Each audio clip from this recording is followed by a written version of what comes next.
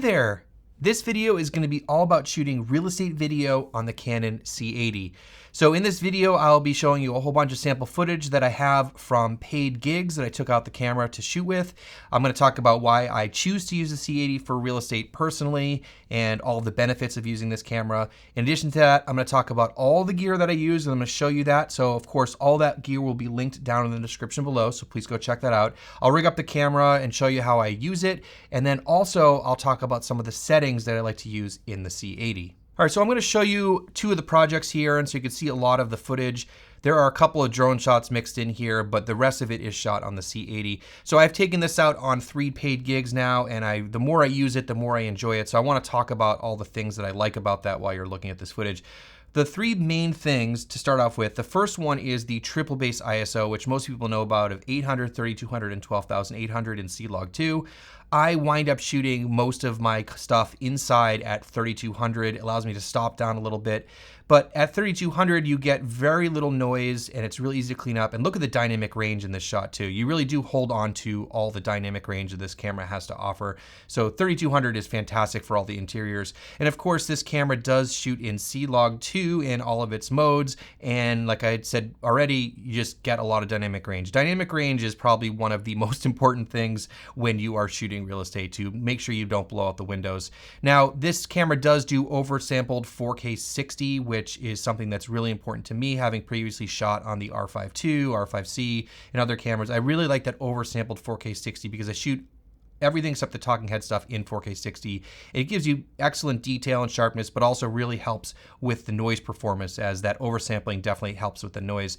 The colors look so good on the C80, and it's just really easy to grade it with some really basic grading. Just generally, it's just a basic conversion with some contrast and saturation, a couple tweaks and white balance, those sorts of things. I'm not going to get into that in this video, but if you're curious, maybe I can make a video about that eventually. In addition to that, the battery life is incredible on the camera. It lasts for a whole shoot easily. I always bring a backup, but I haven't gone to use it yet. It also has internal NDs, which is fantastic for when you're shooting outside. The interior stuff, I rarely use internal NDs. I'm often up at the base 3200, but it is really nice when I go outside. I can pop on the NDs and I don't have to think about pulling it off and on of the lens. It also shoots in slow and fast mode, which is a huge thing for me. As I said, I shoot everything in 60 frames, but I slow it down to 24 in camera. So when I bring it to post, I don't have to do any extra work. And also when I'm on set, I can look at the back of the camera and know exactly how the shot is going to come out in terms of how fast I'm moving the camera. So it's really nice to see that. And also, if your clients are there, they can see it as well. The autofocus works great, both in terms of, the face tracking autofocus for tracking, when the person's talking, but also just touch to focus and those sorts of things. It just works amazingly well. I've had no issues with the autofocus.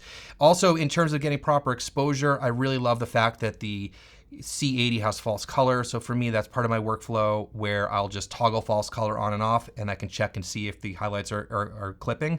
And then lastly, the camera has XLR inputs, which for real estate, for most situations, it's not a big deal. But if you are, filming realtors and they want to have a piece to camera, like you saw in those videos, having XLR is nice. It gives you more options, but of course a good 3.5 in is also great, but having XLR is kind of bonus. So the main camera I've been using lately, like I said, is the C80. I'm going to talk about all the gear that I use, but let me first talk about the C80 specifically. So the first thing is the lens. This is the Canon 14-35 f4L. This is the RF version, and I love this lens for a few reasons. One thing is it's an L series lens, and I did test out the Canon RF 16-28, and I did a whole video about that and took it out on a real estate shoot. So I'll leave that video linked down below if you want to check that out and see what that lens looks like. But I do prefer this for a couple reasons. One is I like the colors and contrast, and it has a little bit more life to it, in my opinion. A little bit more sauce than that 16-28.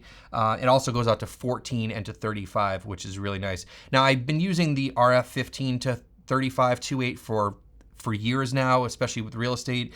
Love the lens, but it is much bigger and heavier than this lens, and it just is a lot longer. So when you put it on a gimbal, it tends to be more front heavy. This is a lot more balanced. Also, I don't shoot everything at 14. Usually I try to stick to 16 or 18 or tighter, because super wide can look funky in some situations, but having 14 in a pinch is really handy. So it's nice to have that 14. And I definitely like to have 35 over 28 on the long end as well. Now, Is the f4 a problem? Not really.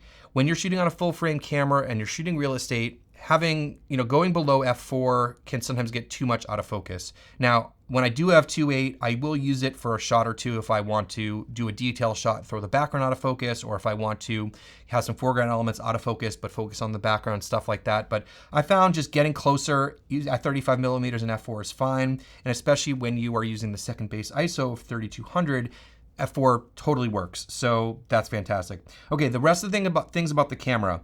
This is a heavy camera, and I really don't like heavy rigs. I really try everything I do to bring the weight down on my rig when I am shooting on a gimbal. If I'm shooting handheld, it's a little bit different. I like weight for stabilization, but on a gimbal, I want it light as possible.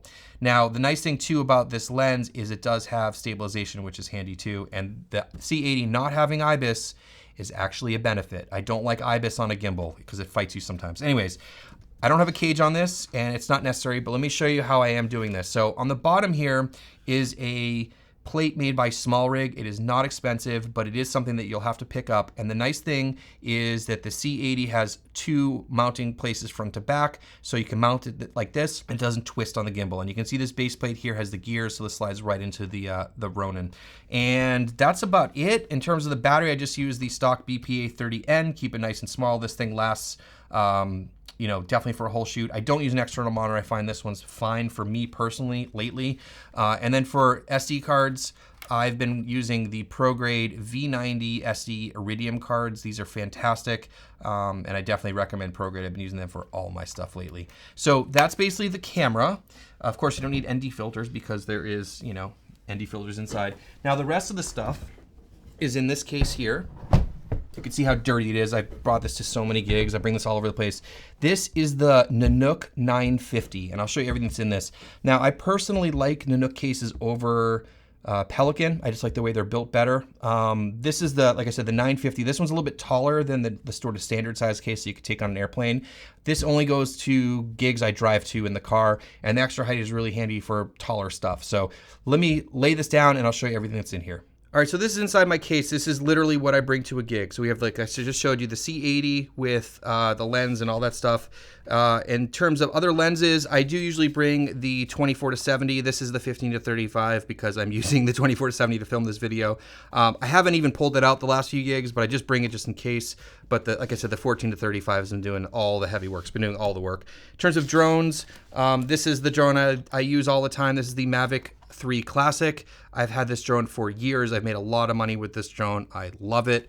I would love to upgrade at some point, but this thing is still killing it. And then in terms of this is the controller here. So the one with the screen. I don't remember the model number. I think it came with the drone. And then let's talk about audio. So I've been using this Sennheiser kit for many, many years. I made a video about this and I'll leave this link down below. This is my favorite mic. I just can't stop using it. This is the Sennheiser AVX kit. This is the transmitter. This is the receiver. It is XLR, and this thing has just been bomb-proof. I really rely on it. It always sounds really good. And in terms of the mic, I got it with the MKE2 package. The one's a little bit more expensive. And the nice thing with the C70 is that I can plug this directly into the camera with XLR. So this is the mini XLR to XLR. This is from Condor Blue. You have to buy that if you want to use XLR, but it does come with the XLR to 3.5, so you can plug it right into the camera, if you don't have XLR. So this is my mic kit. Now I do bring a backup mic kit, and that kit is the DJI Mic 2. I do use this once in a while if there's any issues, which I never have with that, but it's nice because it's a lot smaller, so if you need to pop this on, someone with maybe had to have an outfit that can't really take a large transmitter, this can be really handy. Or if there's two agents want to talk at the same time, you can lav them both up, which is really nice to have. And I do have another Sennheiser mic. I don't remember the model number of this one. So I always bring this as a backup. It's nice to have backups for some things. In terms of batteries, I usually just bring one extra battery for each. There's an extra battery for the drone and then an extra BPA30N, although like I said, just one battery's been fine. I always bring a pair of in-ear monitors. These are from Sennheiser. I love these. I did lose the little rubber piece on this on the last shoot. I need to get a replacement for that. But I always use in-ear monitors when doing piece to camera, because I want to make sure that I don't have any issues with the audio, that it sounds okay, that I don't hear other things, that doesn't cut out, anything like that. So I usually have one earbud in, so I can make sure I'm monitoring that. In this section here, I always bring a rocket blower and a microfiber cloth. And then in here I keep my extra propellers, my drone, my FAA Part 107 drone license, and drone insurance. It's always just ready to go. And then just in case, and then I have the DJI ND filters. So that's all the stuff in here. And then the last thing is the gimbal. This is the Ronin RS4 Pro with the back handle, and I'll put this all together to show you. And then lastly, there's this special cable which allows you to use the Ronin gimbal with the C80 for trigger recording. This was impossible to find, and it actually works. And of course, I'll leave this link down below with everything else. So this allows you to connect it up. So let me take everything out and show you how to set this up and how I use it. So here it is all rigged up on the RS4 Pro, and this is how I'll roll with it. Like I said, it is a little bit heavier than I would like with a smaller mirrorless camera, but the image is just great, and it's just super quick to work with.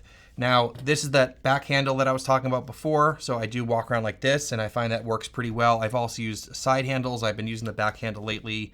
I kind of like it, just kind of a different thing, whatever you like. I do have the AVX up here plugged into XLR on this side, like I said, and then that other cable goes into the remote port here. It's a 2.5 millimeter cable, and then it plugs into the gimbal on the back here where the little picture of the camera is, and that allows you to do run stop with the button on the back of the gimbal. So this is my setup, and it's been fantastic. All right, let's dive into the menu, and I want to show you some settings. I'm not going to do a full menu walkthrough because that would take way too long, but if you're curious about that, let me know down in the comments. Maybe I will do that. I've done that for several other cameras.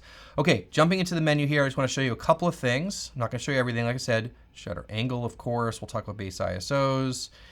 Continuous autofocus, make sure you have that turned on. And another thing is I have the subject detection turned off. Now, when I am filming a person talking, then I'll turn this back on and I will choose, people. But for the rest of the shoot, I leave it off. Corrections turned on. Digital stabilization, turn that off. You don't want that on. I do like lens stabilization on if you have that, but no digital IS, not needed with the gimbal, and it might cause some funkiness. Again, I love that this camera does not have IBIS for this kind of work. It actually gives you a better image when you're on a gimbal. C-Log 2, of course, you want to shoot in C-Log 2, get the maximum dynamic range and the best image quality. Full frame, yep. Okay, now in terms of the codecs here, you have a lot of different options. I have always loved the XF AVC codec in the C70 and R5C. That's the codec I use all the time. There are other options there, but that's the one I wind up using. Now, you can shoot in RAW on this camera, but the problem is you can't do 6K 60 RAW, and I shoot everything in 60 frames per second, slowed down to 24, unless it's a person talking. It's just my workflow and the speed at which I move the camera on the gimbal. I really like the way that comes out. Shoot everything in 4K 60, slow it down to 24, and I do that in camera with the SNF mode, and I'll show you that. So in terms of the resolution, I shoot everything in 4K UHD, and if you have a project you need DCI for, you have the option. I do choose interframe, and most of the time I do use long op, but for real estate, because it's such short clips, and I don't mind giving up a little more data, and especially with the fine motion and stuff, sometimes you can get some artifacts. I don't see it very often, but I just want to, for the sake of putting out really high quality video, I'm going to use the interframe, 24 frames per second. And then the bitrate, there are options, and I would actually choose to shoot this at 360 or 480. The problem is limitation of the SD card, I believe, in that if you want to shoot in SNF mode, you can't go above 240. So I just leave it at 240 because I do shoot it in SNF mode.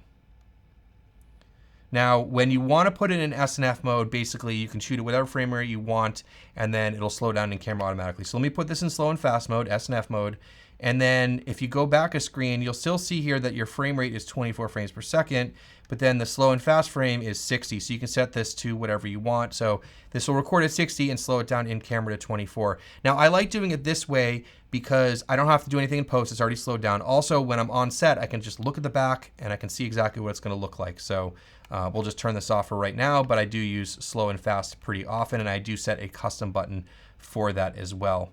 Now, there's a whole bunch of other stuff in here. One thing I do want to mention is going to be the LCD luminance. This is how bright your screen is. I know if you've never used these cameras before, you're going to go for brightness. It's actually luminance. I usually have this cranked up all the way, but it's a little too bright for this video, so I just have it at 2 for for the time being. So there's a few custom buttons that I like. Let me show you what those are in case you want to use them. Of course, do whatever makes sense for you. The first of which is going to be button number 7. That's this one up here. I set that one to false color. I use false color a lot, and I just toggle it on and off. So when I'm trying to get exposure right in a shot, obviously the windows are going to be a trouble, or maybe some really bright lights in the room. So you can just toggle false color on and off to see if you're clipping, and then make a judgment call how much you want it to let clip and how much you don't. But having false color toggling off is really, really nice. Now onto the next page here. I use button number 8 for peaking. So if I do use manual focus, which I do use on occasion if I just want to force it, or the camera's not doing exactly what I want, or someone's going to walk through the frame or something. There's plenty of times I use manual focus, even though autofocus is so good. So I just have this for peaking. So when I'm here with my thumb, I can just hit false color, focus peaking. It's really easy there. Next is number 10, and that is, I set that to slow and fast mode. So that button is going to be up over here. This is number 10 here, so I can easily toggle S and F mode just like that, pretty easy.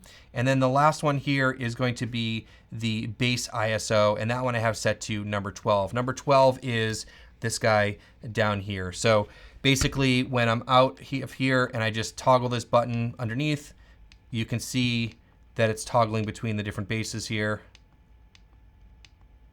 So 3200, 12,800, that's the auto base, and this is, if I hit it, nothing happens, but that's the low base of 800. So you can toggle that through just like that. So in terms of exposing, I just want to mention, you know, I will expose everything without clipping the highlights, or maybe just minimally clipping the highlights. As you saw in those shots, I was holding onto a lot of the information in the highlights. I'll use the waveform and false color in combination to do that. Make sure you're not clipping. And then if you have the lens opened up as much as you want to and you're still underexposed, then bump up to base 3200. I find that 12,800, if you're shooting houses at 12,800, the house is probably too dark anyways. I find that at 3200, and for most shots, unless there's something really close in the foreground, you can shoot at f4, f5.6. If you want a really deep depth of field, of course, go to f8, in which case you might want to bring the ISO up a little bit, but it'll depend. Now, when you are shooting at 60 frames per second, remember the shutter speed or shutter angle, well, the angle is going to stay consistent, but the shutter speed will be up higher than at 24, so you will lose a little bit of light there. And that's really where that 3200 really comes into play and really helps out a lot. So anyways, hopefully this is helpful for you. Like I said, links down in the description below. And if you found value in this video, please hit subscribe. That would be greatly appreciated. Otherwise, thanks for watching, and I'll see you in the next one.